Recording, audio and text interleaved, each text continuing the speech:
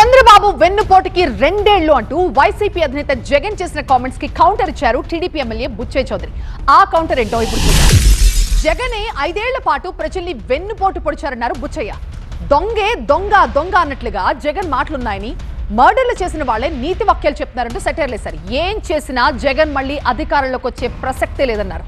జగన్ విధ్వంసం నుంచి ఇప్పుడిప్పుడే రాష్ట్రం గాడిలో పడుతోందన్నారు బుచ్చయ్య.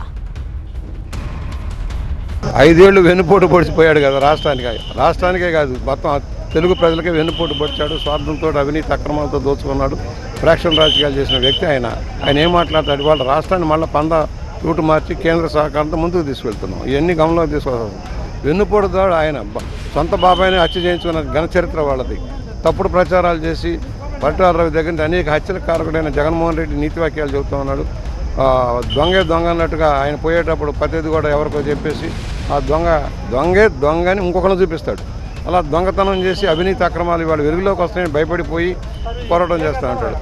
తాడేపల్లి పులి కాదు, అది తాడేపల్లి పిల్లి. 10 మంది లేని బయటకు రాలేని దౌర్భాగ్య స్థితిలో ఉన్నాడు. అరాచకం, అవినీతి, కుట్రలతో అధికారంలోకి వచ్చాడు. అది పోతుంది. వచ్చే అవకాశాలు లేవు. అతనికి చర్చిస్తాం 100%. అతను చేసి తప్పు లేదు. మేము కక్ష సాధింపు కాదు, ఏదైతే దెబ్బ జరిగిందో అవన్నీ కూడా చర్చించుకుంటూ ముందుకు సాగుతాం.